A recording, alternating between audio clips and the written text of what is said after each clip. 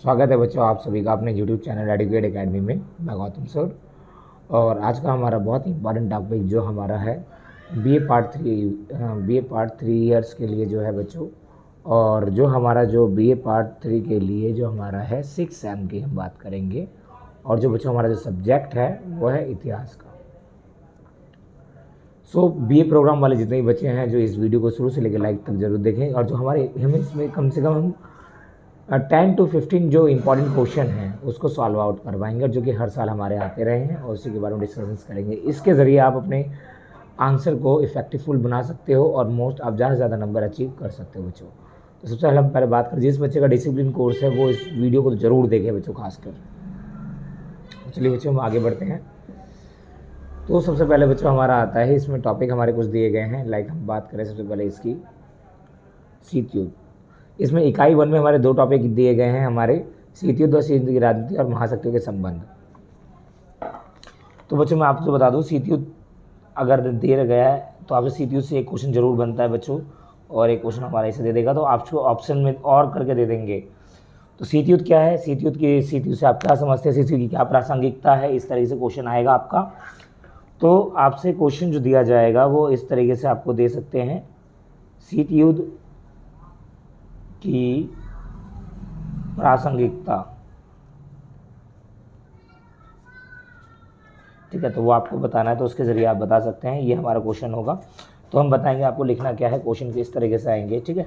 तो हम पहले शीत युद्ध के बारे में हम जानते हैं। शीत युद्ध में आपको बता दूं बच्चों, फर्स्ट ऑफ ऑल शीत युद्ध जो हमारा स्टार्ट हुआ था बच्चों, जो हमारा वर्ल्ड वॉर, मतलब हम ये कहते हैं वर्ल्ड वॉर सेकेंड के बाद, आफ्टर द, इसके बाद जो हमारा ये कब हुआ था, वर्ल्ड वॉर सेकेंड कब हुआ था हमारा 1939 टू 45 तक हमारा वर्ल्ड वॉर सेकेंड चला था। इसी के बाद 2 महाशक्ति उभर कर आई थी, जिसका नाम था यूएस और एक का नाम था यूएसएसआर, जिसको हम प्रेजेंट टाइम में हम रशिया के नाम से जानते हैं बच्चों। तो 2 महाशक्तियों के बीच में जो संबंध था उसके बारे में जो उभर कर आई थी द्वितीय विश्व युद्ध के बाद। और आप ये वही अमेरिका जिसने क्या किया था, जापान के ऊपर बम गिराया था, हिरोशिमा और नागासाकी पे। आप जानते हैं परमाणु बम का पहली बार प्रयोग किया गया था। जो दूसरी शक्ति है बच्चों वो है हमारी यूएसएसआर, जिसको हम रशिया के नाम से भी जानते हैं। आप सभी जानते भी होंगे। अब रशिया जिसने यूक्रेन के साथ क्या किया है, अभी लड़ाई की है, ठीक है। तो ये चीज़ तो हमें पता चल गया। तो शीत युद्ध की शुरुआत जो बच्चों मैं आपको बता दूं, शीत युद्ध की जो शुरुआत हुई है हमारी, वो शुरुआत ही पहले जो हुई है उनकी 1945 से 1991 तक चली। जो ये हमारा है, इसको हम शीत युद्ध को हम कोल्ड वॉर भी कहते हैं बच्चों, ठीक है। तो ये जो हमारी घटना है 1945 से लेकर 1991 तक चली। इन दोनों बीचों में, दोनों महाशक्तियों के बीच में काफ़ी ज़्यादा अनबन हुई। दोनों ही एक दूसरे को नीचा दिखाने के लिए एक दूसरे के ऊपर वार करते थे, परंतु वार करते नहीं थे, बस बोलते थे, बोला वाली होती थी, लेकिन बट किसी भी प्रकार का युद्ध, किसी भी शस्त्र का यूज़ नहीं किया गया। बस वार्तालाप का युद्ध था, एक तरीके से हम ये कहें।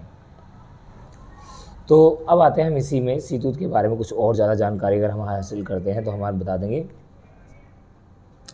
तो ये मैंने आपको शीत युद्ध का इंट्रो बताया, जो हमारा कब शीत युद्ध के कारण क्या हुए। सो शीत युद्ध का जो मेन जो कारण था बच्चों, मैं आपको बता देता हूँ। शीत युद्ध के पैदा होने या उसके ठीक ठाक कारण को लेकर विद्वानों में समर्पित नहीं है, मतलब वो एक जैसे मत नहीं रहे हैं। बोलते हैं 1917 में बोल्शेविक क्रांति का कारण था, मतलब इसका मुख्य कारण क्या था, बोल्शेविक क्रांति, और जो कहाँ हुई थी, रूस में। दूसरे के अनुसार 1945 में सम्मेलन में विश्व में 3 शक्तियाँ, संयुक्त राष्ट्र, सोवियत संघ, ब्रिटेन ने विश्व विभाग के बारे में विचार विमर्श के शीत युद्ध की शुरुआत की। मतलब यही जो 3 शक्तियाँ थी, आप देख सकते हैं, जिन्होंने क्या किया था, विश्व युद्ध की शुरुआत में सबसे बड़ा योगदान रहा संयुक्त राष्ट्र, सोवियत संघ और ब्रिटेन। ये 3 थी, नंबर 1, नंबर 2, जिन्होंने शीत युद्ध का सबसे बड़ा। तो आते हैं, कई विद्वानों के अलग अलग मत हैं। बोल्शेविक क्रांति वाक्य में होती क्या चीज़ है उसके बारे में आप जान लीजिए। मैंने अभी आपको बताया था रूस से संबंधित है। तो रूस में साम्यवादी क्रांति थी। साम्यवादी मतलब जहाँ पर के समाज के लोग होते हैं। पश्चिमी शक्तियाँ मध्य यूरोप के साम्यवाद के विकास होने से अच्छा महसूस नहीं कर रही थी। जैसे पश्चिमी शक्तियों का यूरोप के अंदर साम्यवादी जो थे आ जाने के कारण वह उनसे ज़्यादा नाखुश थे। इसी कारण जब द्वितीय विश्व युद्ध के बाद पश्चिमी शक्ति और साम्यवादी सोवियत संघ ने, अब आपको बता देता हूँ बच्चों, मैंने आपको 2 शक्तियाँ बताई थी, यूएस और एक हमारा था यूएसएसआर, ठीक है। तो ये बच्चों जो चलती थी पूंजीवादी को लेकर, और ये साम्यवादी, साम्यवादी मतलब समाज को लेकर, ठीक है। तो इसी के कारण क्या हुआ इन दोनों के बीच में, आप ये याद रखिएगा, साम्यवादी कौन है, यूएसएसआर, और पूंजीवादी कौन है हमारा, यूएस। तो कहते हैं इसी में संयुक्त राष्ट्र और उसके साथ ही तैयार नहीं थे, और कहा जाता है इन दोनों के बीच में ही ये युद्ध हुआ, और इसमें परमाणु बम का प्रयोग किया गया, क्योंकि आपको मैंने अभी ये मैंने बताया भी, संयुक्त राष्ट्र ने बिना सोवियत संघ को 1945 में जापान पर परमाणु बम गिरा दिया, और यही कारण था द्वितीय विश्व युद्ध होने का। और इसी यहीं से क्या हुआ, बहुत सारी जो है शीत युद्ध की शुरुआत होती है, और ईरान, टर्की वगैरह इन सभी को भी शामिल किया गया। और बोलते हैं इसी में शीत युद्ध के जो प्रथम चरण माना जाता है बच्चों, सबसे पहले जो चरण माना जाता है, मैंने अभी आपको बताया था शीत युद्ध की शुरुआत कब से हुई थी, बार बार मैं आपको बताऊंगा, 1945 से लेकर 1991 में जो शीत युद्ध का टाइम पीरियड रहा है। तो शीत युद्ध के कुछ चरण हैं, आपको चरण से भी कुछ क्वेश्चन आ जाते हैं हमारे, तो अभी क्वेश्चन हम बताएंगे क्वेश्चन किस तरीके के आएंगे। तो शीत युद्ध का प्रथम चरण, तो बच्चों जो सबसे पहला चरण था, स्टार्टिंग जो हुई वो थी 1947 से लेकर 50 तक का जो बीच का टाइम था। तो बोलते हैं टू मेन सिद्धांत के बारे में जो उन्होंने बोला, शीत युद्ध का आरंभ था, शुरुआती आरंभ जिसने शीत युद्ध की गतिविधि शुरू की, ट्रूमैन की अवरोध की नीति के द्वारा इस बात पर आधारित थे कि सोवियत रूस को साम्यवादी के विस्तार को बढ़ाने से रोकेगा। जो ट्रूमैन का सिद्धांत था वह साम्यवादी विकास को रोकने से रोक रहा था। ट्रूमैन का सिद्धांत मार्शल योजना से भी जाना जाता है, आपने मार्शल योजना सुना होगा। मार्शल योजना वह योजना है जिस समय क्या हुआ था, यूरोप के अंदर जो बहुत सारी वित्तीय संकट चल रही थी, तो अमेरिका ने क्या किया था, इसकी हेल्प की थी, किसकी, यूरोप की। तो इस समय इसी को हम मार्शल योजना कहते हैं या तो ट्रूमैन सिद्धांत भी कहते हैं। अब कहा जाता है इस योजना का अर्थ था कि यूरोप के पुनर्निर्माण की बिगड़ी अर्थव्यवस्था को सुधारना। अभी मैंने आपको यही बात बताई। तो कहा जाता है यूरोपीय देश जो कि विश्व युद्ध में बर्बाद हुए थे, द्वितीय विश्व युद्ध में ये शामिल थे, और इनको काफ़ी अर्थव्यवस्था की मार झेलनी पड़ी थी। इसी कारण से ट्रूमैन सिद्धांत के जरिए इनको वित्तीय सहायता पहुंचाई गई। संयुक्त राष्ट्र इस बात से घबराने लगा कि पश्चिमी यूरोप ने गरीबी से पीड़ित लोग रूस में साम्यवाद के रास्ते पर जा रहे थे। मतलब जितने भी जो एक यूरोप के दो लोग थे, एक तो यूरोप के अंदर भी बहुत सारे जो लोग थे, जो गरीब जितने भी छोटे छोटे देश थे, वो क्या हो रहे थे, सोवियत संघ के साथ मिल रहे थे। तो हम एक तरीके से कहें यूएसएसआर के साथ मिल रहे थे। तो ये ऐसा यूएस नहीं चाहता था कि वो इसके साथ मिले, ठीक है, एक तो ये कारण था। तो यूरोपीय शक्ति को मार्शल योजना के उदासीन होने से ज़्यादा स्टालिन के विचार पे, तो ऐसे में वो नहीं चाहते थे। इसी कारण से दोनों के बीच में क्या हो गया, शीत युद्ध। पहला चरण ये आया हमारा। अब इसके बाद आते हैं बच्चों हमारा जो दूसरा चरण है। इसी कारण से पहले चरण में उन्होंने क्या किया, आपने देखा होगा, अमेरिका ने एक अपना खुद का सैन्य संगठन बनाया था जिसका नाम क्या था, NATO, north Atlantic treaty organisations, 1949 में। इसके अलावा चीन ने 30 वर्ष के लंबे समय तक सिविल युद्ध, जिनका नेतृत्व साम्यवादी ने किया था, मतलब कि रशिया ने। यह एक ऐसा संगठन था जो कि इसके अंदर 12 देश शामिल थे। अगर किसी एक के ऊपर भी आक्रमण होता तो सभी देश यह समझते थे कि उनके ऊपर आक्रमण हुआ है, तो वो सभी उसका बदला लेते थे। हम बात करते हैं द्वितीय चरण। द्वितीय चरण बच्चों जो हमारा स्टार्ट हुआ वो 1950 से लेकर 1953 में स्टार्ट हुआ। तो इस समय बच्चों जो समस्याएं थी वो थी बहुत ही अलग समस्या थी। शीत युद्ध के दूसरे चरण में कोरिया संकट से हुई, मतलब कोरिया का जो संकट था, मेन चीज़ ये था, तो जिसने यूरोप के बाहरी हिस्सों में शीत युद्ध का स्थान ले लिया था। मतलब कोरिया ने शीत युद्ध का जो मोस्ट ऑफ जो पार्ट है यूरोप के, उसको अपने अंडर में ले लिया, जिसके कारण भी शीत युद्ध में काफ़ी ज़्यादा ये हुआ। तो बोलते इसी काल में सोवियत संघ ने अपने परमाणु हथियारों को संयुक्त राष्ट्र के साथ मिलाकर बनाना शुरू कर दिया। और कहा जाता है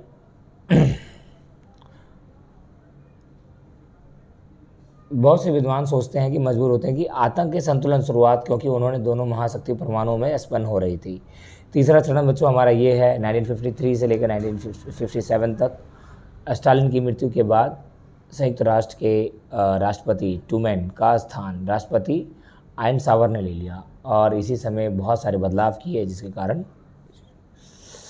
अब आते हैं चौथा चरण बच्चों, सबसे महत्वपूर्ण चरण जो हमारा माना जाता है, जिसको हम, ये आपने 12th क्लास में भी अगर शायद पढ़ा हो, अगर आपने पढ़ा हो तो वो आपको पता होगा, जिसको हम क्यूबा मिसाइल संकट के नाम से जानते हैं, क्यूबा मिसाइल संकट।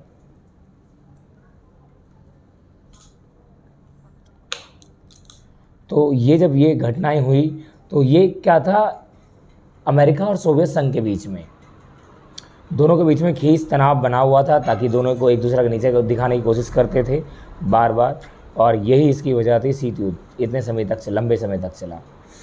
तो हम आते हैं, हम आप आगे बात करते हैं इसी में। शीत युद्ध तो हमारे, आई होप कि आपको समझ में आ गया होगा। अब देखो हमारा कौन सा आएगा इससे, शीत युद्ध की समाप्ति भी। अब देखो हमारा इसमें सबसे पहले क्वेश्चन आता है बच्चों, हम उसके क्वेश्चन में कुछ हम बातें करते हैं क्वेश्चन के ऊपर। ये जैसे दूसरा चरण तीसरा चरण हमारा दे रखा है, अभी मैं आपको दिखाता हूँ। क्वेश्चन हमारा है,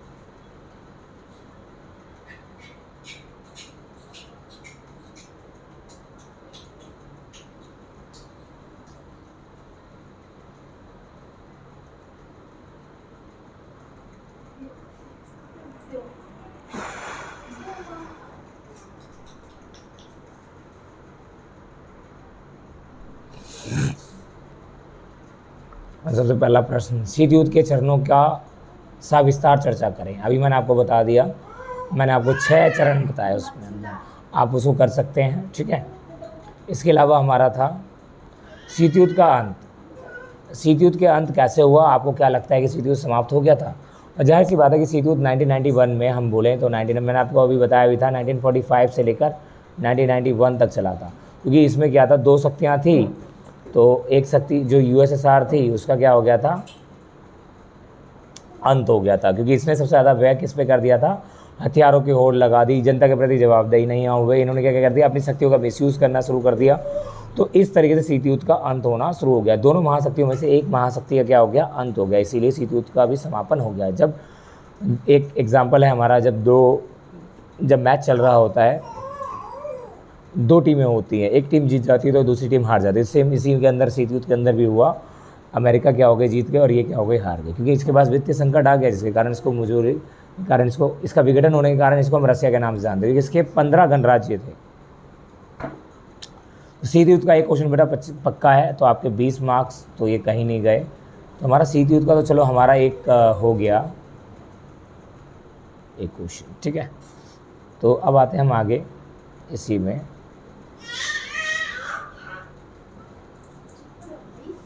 उपनिवेशीकरण और उसके बाद। उपनिवेशीकरण मतलब क्या होता है बच्चों, मैं आपको बताता हूँ। सबसे पहला हमारा तो उपनिवेशीकरण के अंदर सबसे पहली बात है, नई दिशा तब प्राप्त हुई यूरोपीय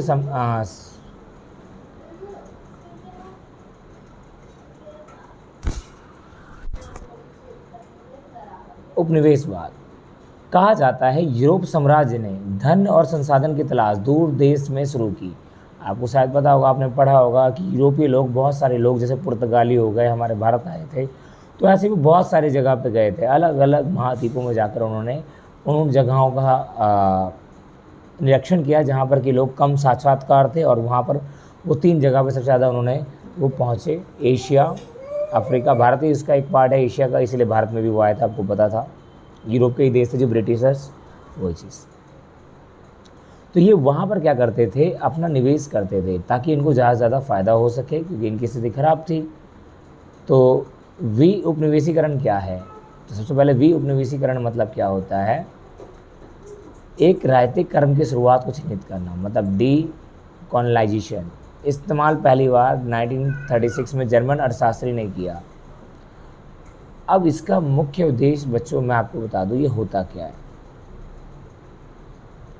उपनिवेशीकरण बोलते हैं, अभी तो औपनिवेशीकरण का मतलब ये होता है जब कोई देश किसी के ऊपर इन्वेस्ट करता है और उसे जितने भी मिलने वाली जो मुनाफा है वो अपने देश में लेकर चल जाता है, वो निवेशीकरण होता है, उपनिवेशीकरण। उपनिवेशीकरण इसके अंदर बोला गया, उपनिवेशीकरण एक ऐसी प्रतिक्रिया के रूप में राष्ट्रीय आत्मनिर्णय, समानता, स्वतंत्रता मानदंड से प्रेरणा प्राप्त की। राजनीतिक परिवर्तन आर्थिक स्तर पर, यानी औपनिवेशिक साम्राज्य के भीतर बाहरी अंतर्राष्ट्रीय स्तर पर हो रहे थे। मतलब एक तरीके से ये आत्मनिर्भर बनाना चाहते थे, समानता लाना चाहते थे, स्वतंत्रता लाना चाहते। उपनिवेशीकरण का मुख्य उद्देश्य ये था। हालांकि उपनिवेश एक अलग ही कार्य कर रही थी। आंतरिक दृष्टिकोण, गलत निर्णय, दमन, शोषण करना, औपनिवेशिक शक्तियों के स्तर पर उनकी गिरावट में योगदान दिया। उपनिवेशों ने जनमानस में राष्ट्रवाद और आत्मनिर्णय की प्रेरणा में वृद्धि में उन्हें प्रेरित किया। बोलते हैं क्योंकि जब उपनिवेशवाद आया तो कई चीज़ों का आविष्कार हुआ जिसके ज़रिए हमने अपनी आवाज़ें उठाना शुरू कर दी, जिसके कारण बहुत सारे देश आज़ाद भी हुए। तो उपनिवेश का बहुत बड़ा योगदान रहता है। उपनिवेशवाद कब प्रारंभ हुआ? 1940 के बाद बच्चों मैं आपको बता दूं, 1940 के बाद जो हमारा उपनिवेशवाद, राजनीतिक परिवर्तन वैश्विक स्तर के साथ, इसकी तीव्रता काफ़ी नाटकीय थी। बोलते औपनिवेशिक शक्तियां को औपनिवेशिक लोगों से भारी प्रतिरोध का सामना करना पड़ा।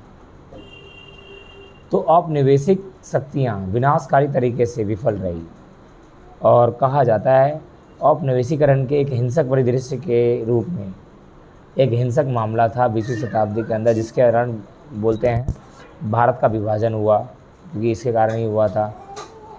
अल्जीरियाई युद्ध, कोरिया युद्ध, इंडोचीन युद्ध, तो बहुत सारी चीज़ जो है हमारे भारत के बीच में और इंडिया के बीच में हुई। तो ये सारी चीज़ बताई जाती है औपनिवेशीकरण के कारण। तो आपसे इससे जो प्रश्न पूछा जाएगा वो मैं आपको बता देता हूँ। प्रश्न हमारा किस तरीके से पूछा जाएगा, नवोवैश्वीकरण क्या होता है, वो चीज़ आपसे पूछ सकता है।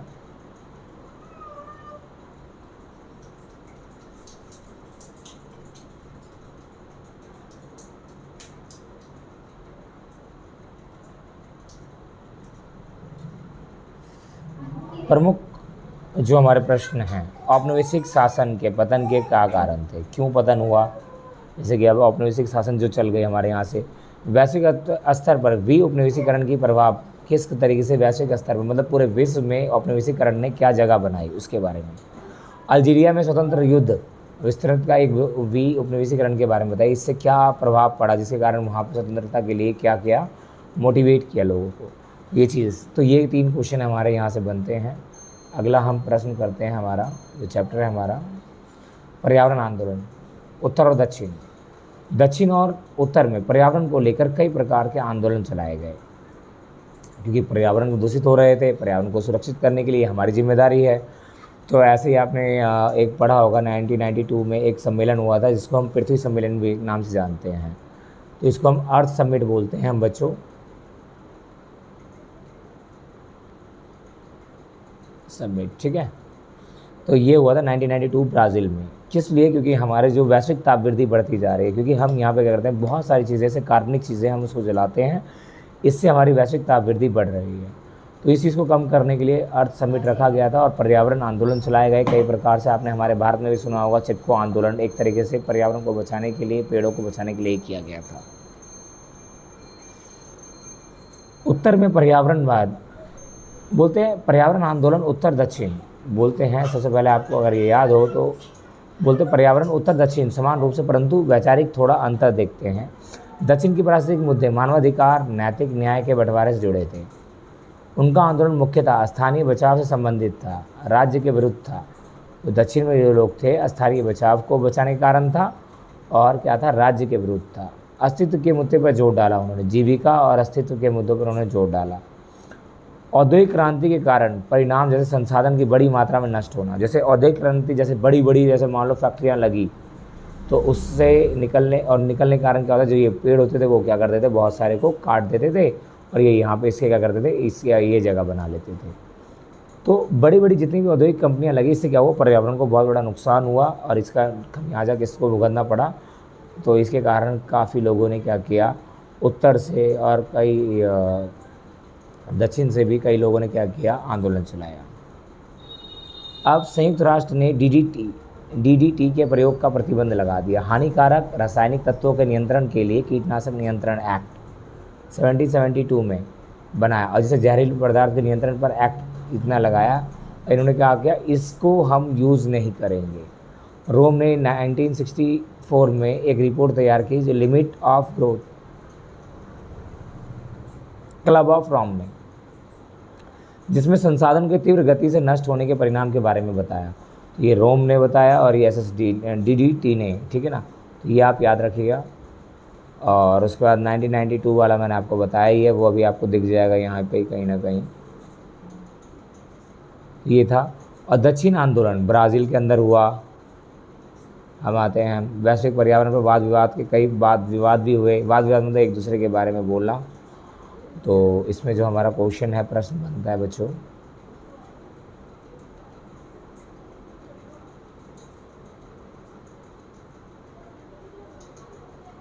पर्यावरण से विभिन्न मुद्दों के बारे में बताएं और आपदा और संघर्ष। इसमें देखिए हमारा क्या प्रश्न आएगा, हम आपको दिखाते हैं।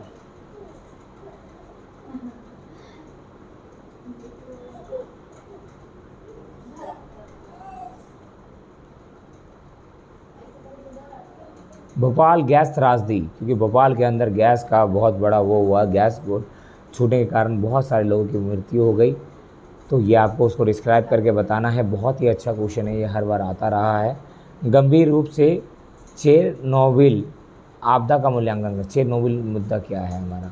और आते हैं हमारा चिपको आंदोलन, हर बार का क्वेश्चन है बच्चों, इसको ना छोड़ना, ठीक है ना, इम्पोर्टेंट क्वेश्चन, चिपको आंदोलन, ठीक है। इसके अलावा अगर हम बात करें, अब हमारा टॉपिक है इसमें छात्र आंदोलन। पेरिस में जो छात्र आंदोलन है उसके बारे में हमें जानना है। तो पेरिस का जो छात्र आंदोलन था वो उसके जो रिलेटेड जो क्वेश्चन है, दक्षिण अफ्रीका में जो आपने जानते हैं नेल्सन मंडेला के बारे में, जिसमें रंग भेद की नीति चली, जिसके कारण उन्हें जेल भी भेज दिया गया था। तो इसे शॉर्ट नोट क्वेश्चन पूछ सकता है आपसे। शॉर्ट में इसके ऊपर एक निबंध, शॉर्ट निबंध लिखें तो वो आपसे पूछ सकता है। 8 नंबर का आता है हमारा। पेपर का फॉर्मेट आपको भेज दिया जाएगा। ये प्रश्न, दक्षिण अफ्रीका के निर्माण में एंग्लो बोआर युद्ध के बारे में बताएं। अब रंगभेद विरोधी संघर्ष के दौरान, ये आपको बताना है। ये आ सकता है हमारा दक्षिण अफ्रीका के संविधान में बनाने की प्रक्रिया। 1996 के दक्षिण अफ्रीका संविधान में मुख्य उद्देश्य का वर्णन करें। उन्होंने किस बातों को रखा, ये चीज़ याद रखिएगा। उन्होंने जो ये था रंगभेद की नीति को बिल्कुल ख़त्म कर दिया। अब पहली बार ब्लैक प्रेसिडेंट बनाए गए जिनका नाम नेल्सन मंडेला था। उनकी एक पुस्तक भी थी, लॉन्ग वॉक टू फ्रीडम। अब आते हैं हमारा नागरिक अधिकार आंदोलन। मार्टिन लूथर किंग और मालकॉम एक्स। मार्टिन लूथर किंग का बहुत बड़ा नाम है बच्चों, और आपको बता दें जो कि अमेरिका से संबंधित, उन्होंने कई प्रकार से जो अधिकार जो थे लोगों के अधिकारों को लिए उन्होंने आवाज़ उठाई, और उन्होंने इसी अधिकार के लिए उन्होंने बात भी की और सभी को जागरूक किया।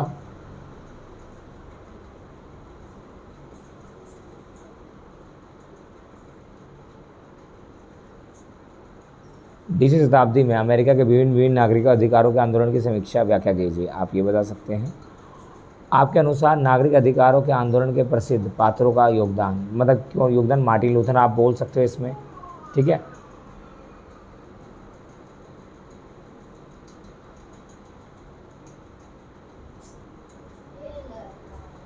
नारीवाद आंदोलन, नारीवाद आंदोलन से हमारा एक क्वेश्चन जरूर देगा।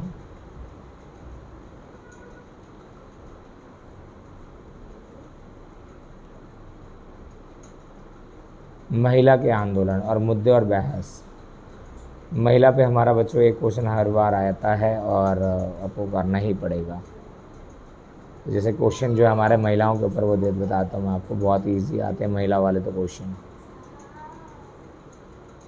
आपने बहुत, जैसे हमारे भारतीय में बहुत सारी महिलाएं हैं और कई हमारे भारत के अंदर चाहे कहीं भी बात की जाए हर तरह के लोग होते हैं। कई लोग महिलाओं के लिए अच्छा सोचते हैं, कई लोग नहीं सोचते। उसके बारे में दिया गया काफ़ी जिन्होंने बोला गया, जैसे हमारे भारत में समाज सुधारक जो रही हैं महिलाओं के लिए, सती प्रथा को रोकने के लिए, बाल विवाह को रोकने के लिए उन्होंने कई प्रकार से प्रयास किए हैं। आप सावित्रीबाई फुले, ज्योतिबाबाई फुले, इन सभी को जान सकते हैं। नाम इनका काफ़ी ज़्यादा लिया जाता है और विदेशों में भी कई ऐसे जो महिलाएं हैं जिनका नाम बहुत ज़्यादा फेमस है। तो आपसे महिलाओं के उत्पीड़न के विरुद्ध नारीवाद का चर्चा करें। ये बहुत अच्छा क्वेश्चन है, क्वेश्चन जरूर दिया जाएगा आपको।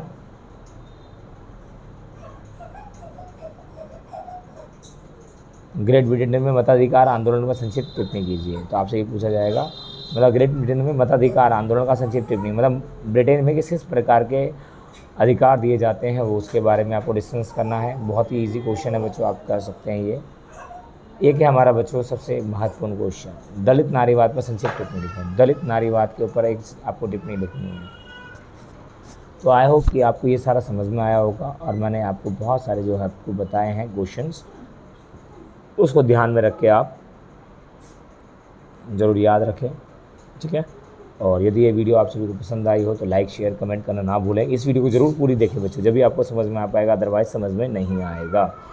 और वीडियो समझ में आए तो लाइक शेयर कमेंट ज़रूर करें और ज़्यादा से ज़्यादा शेयर करें। थैंक यू सो मच बच्चों।